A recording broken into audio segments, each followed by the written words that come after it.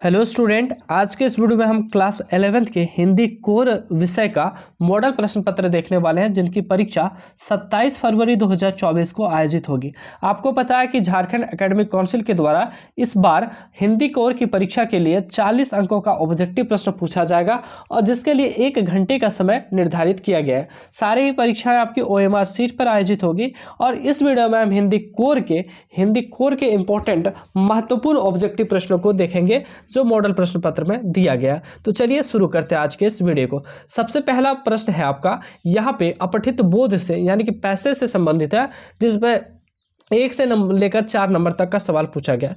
यहाँ पे दिया गया है, तेरे मेरे बीच कहीं है एक घृणामय भाईचारा, संबंधों में महासमर में भी तू हार नहीं मारा। इस तरह से कुछ दिया गया है, तो इससे रिलेटेड क्वेश्चन पूछा गया। तो यहाँ पे देखिए पूछा गया क्वेश्चन पहला कि कविता में किस संबंध की बात की गई। ये जो कविता है इसमें किस संबंध की बात की गई है। तो अगर यहाँ पे आप पढ़ेंगे, अगर आप इस कविता के बारे में अच्छे से पढ़े होंगे तो आपको पता होगा इसमें एक पारिवारिक संबंध की बात की गई। ऑप्शन नंबर 1 इस प्रश्न का बिल्कुल सही जवाब हो जाएगा। दूसरा है कि सबसे उपयुक्त शीर्षक चुने। तो सबसे उपयुक्त यहाँ पे जो शीर्षक हो जाएगा वो क्या है, महासमर, भाईचारा, बंटवारा या सत्यानशी। तो इस प्रश्न का सही जवाब हो जाएगा प्यारे बच्चों दूसरे का बंटवारा। ठीक है, सही शीर्षक। अगला है कि यहाँ सत्यानाशी से क्या तात्पर्य है। सत्यानाशी से तात्पर्य यहाँ पर प्यारे बच्चों है ईर्ष्या से संबंधित। ठीक है, अगला है कि भीतर में कौन सा अलंकार है। भीतर और भीतर में कौन सा अलंकार है। तो इस प्रश्न का हो जाएगा पुनरुक्ति प्रकाश अलंकार, जिसमें ये यूज किया जाता है, जैसे यहाँ पे यूज किया गया उसको हम लोग बोलते हैं पुनरुक्ति प्रकाश अलंकार। ठीक है, अगला है गद्यांश दिया गया जिसमें 5 से लेकर 8 तक का सवाल पूछा गया। गद्यांश इस तरह की साहित्य जीवन को देखने की एक दृष्टि है जिस परम तत्व को एक योगी अपनी यौगिक क्रियाओं से तथा दार्शनिक अपने चिंतन से प्राप्त करता है। साहित्यकार अपनी साहित्य की गहन साधना के द्वारा उस तत्व को प्राप्त कर लेता है। यही नहीं, साहित्य का अध्येता भी उसके साहित्य को भली प्रकार इस प्रकार से दिया गया है। उससे रिलेटेड क्वेश्चन है कि गद्यांश के अनुसार साहित्य क्या है। तो गद्यांश के अनुसार पूछा गया है प्यारे बच्चों कि साहित्य क्या है। तो साहित्य यहाँ पे आप जब देखिएगा तो एक गहन साहित्य जो है गद्यांश के अनुसार एक गहन साधना है। यहाँ पे आप जब पढ़िएगा तो लिखा गया है साहित्य के अनुसार एक गहन साधना है। ठीक है, दूसरा है 7वां नंबर कि उपयुक्त गद्यांश का सबसे उपयुक्त शीर्षक दीजिए। तो सबसे उपयुक्त शीर्षक अगर बात करें तो साहित्य ही हो जाएगा इसका सबसे उपयुक्त शीर्षक।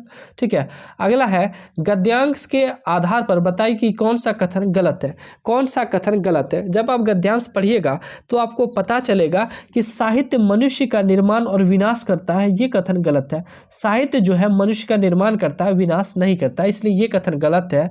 तो यही प्रश्न का आंसर हो जाएगा C नंबर। अगला प्रश्न है प्यारे बच्चों 7वें नंबर के बाद 8वां नंबर प्रश्न है कि साहित्य कहा गया है कि साहित्य का अध्येता से क्या तात्पर्य है। जैसा इस लाइन को हमने ऊपर पढ़ा कि साहित्य का अध्येता से क्या तात्पर्य है, तो इसका तात्पर्य है प्यारे बच्चों पाठक। साहित्य के पाठक को कहते हैं अध्येता। ठीक है, 8 नंबर प्रश्न हमने देखा। अब यहाँ से जो प्रश्न है वो आपका रचनात्मक लेखन और अभिव्यक्ति और माध्यम से दिया गया है। तो पहला प्रश्न है जनसंचार के लिए अंग्रेजी में कौन सा शब्द प्रयुक्त होता है। तो जनसंचार के लिए अंग्रेजी में जो शब्द हम लोग प्रयोग करते हैं उसे बोलते हैं mass communication. Option number B इस प्रश्न का बिल्कुल सही जवाब हो जाएगा।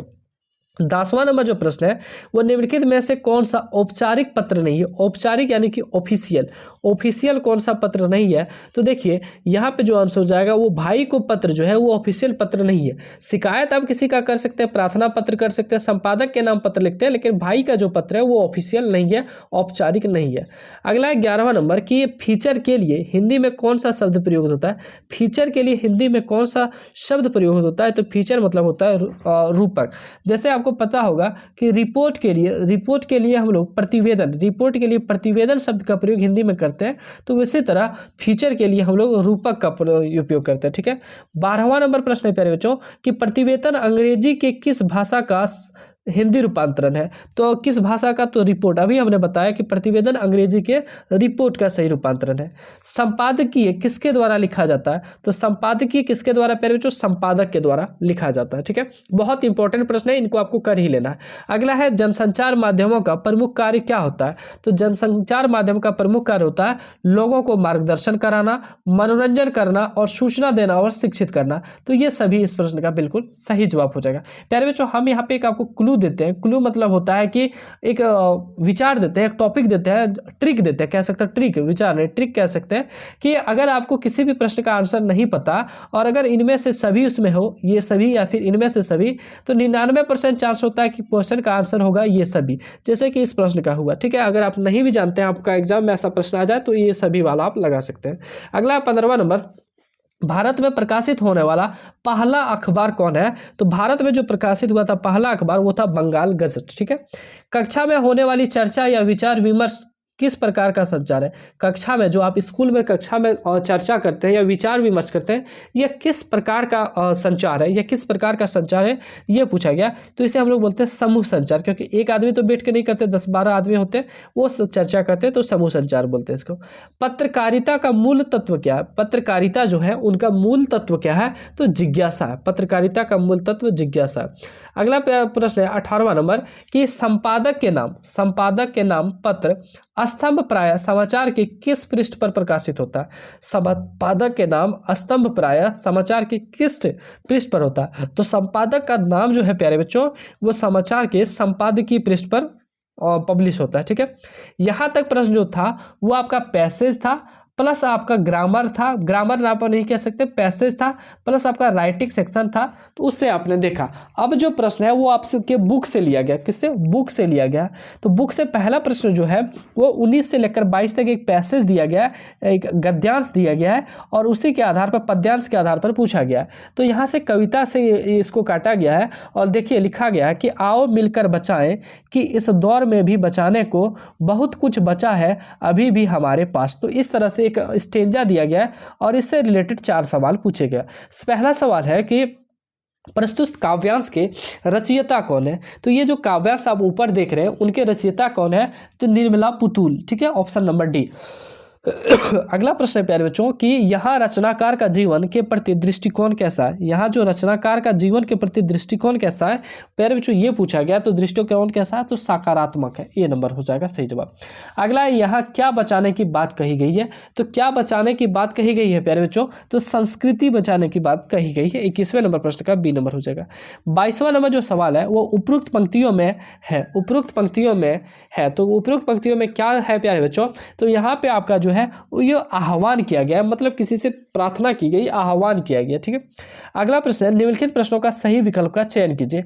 अब बुक से रिलेटेड डायरेक्ट क्वेश्चन है कि जैसे बाढ़ी कष्ट ही काटे अग्नि न काटे कोई, जैसे बाढ़ी कष्ट ही काटे अग्नि न काटे कोई, पंक्ति में अग्नि किसका प्रतीक है? तो अग्नि किसका प्रतीक है ये पूछा गया।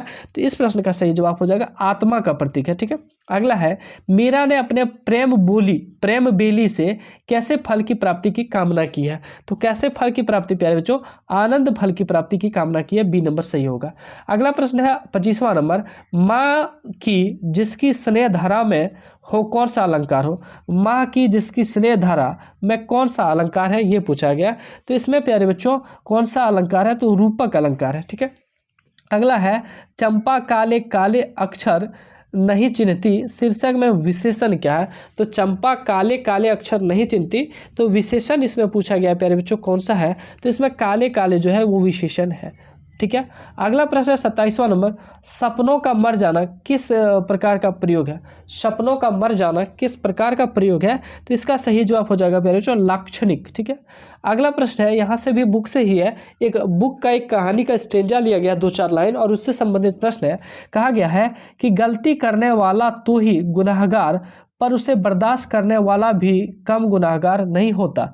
जैसे लीला बेन और कांति भाई और हजारों हजार माँ बाप, लेकिन सबसे बड़ा गुनाहगार तो वह है जो चारों तरफ अन्याय अत्याचार और तरह तरह की धांधलियों को देखकर भी चुप बैठा रहता है, जैसे तुम। ठीक है, तो इस तरह से प्रश्न स्टेंजा दिया गया और इससे रिलेटेड प्रश्न है कि प्रस्तुत पंक्तियों के रचयिता कौन है। और इस तरह के प्रश्न आप तभी कर पाएंगे जब आप बुक को पढ़े होंगे। तो इसके रचयिता कौन है प्यारे बच्चों? तो इसको मुन्नू भंडारी ने लिखा है, ऑप्शन नंबर ए इस प्रश्न का बिल्कुल सही जवाब हो जाएगा।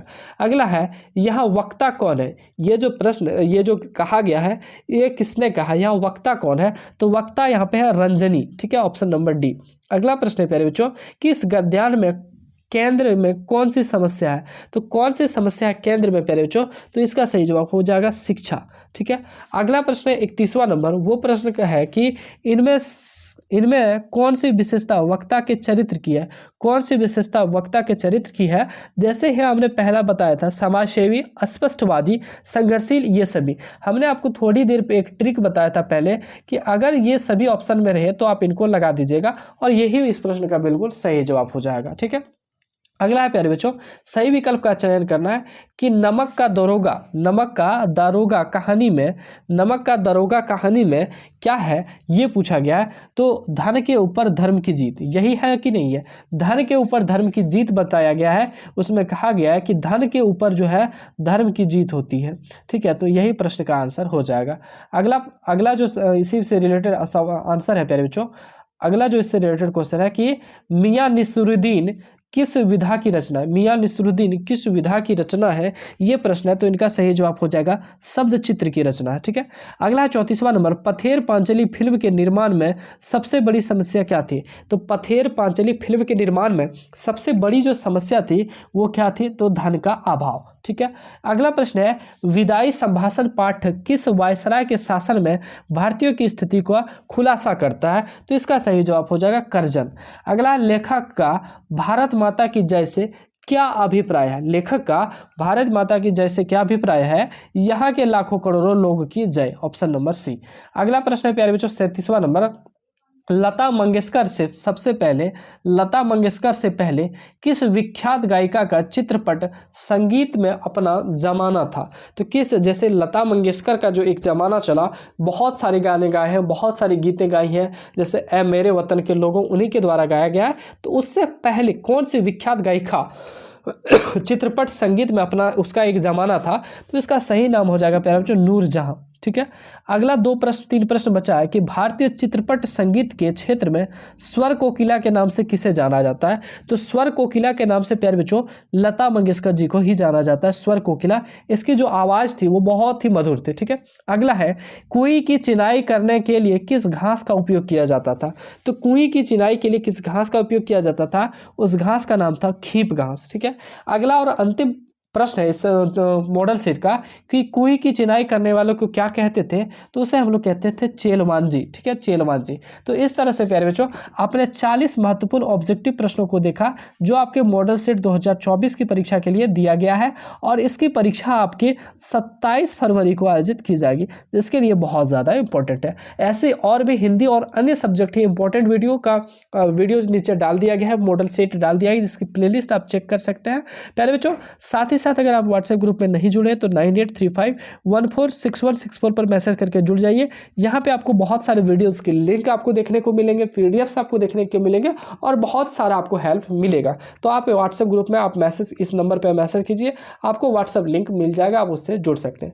इस वीडियो को हम यहीं एंड करते हैं, लेकिन उससे पहले अगर आप इस यूट्यूब चैनल पर पहली बार आए, सब्सक्राइब नहीं किए तो सब्सक्राइब कर सकते हैं, क्योंकि यहाँ पे आपको आपकी बोर्ड परीक्षा की तैयारी के लिए लगातार हेल्प मिलते रहेगा, जिससे आप बोर्ड परीक्षा में अच्छा अंक हासिल कर सकेंगे। ये वीडियो अच्छी लगी तो वीडियो के नीचे एक प्यारा सा कमेंट कीजिए, लाइक कीजिए और इसे सभी दोस्तों में जरूर शेयर कीजिए। मिलते हैं आप सबों के बीच अगले वीडियो में, तब तक के लिए सभी को धन्यवाद।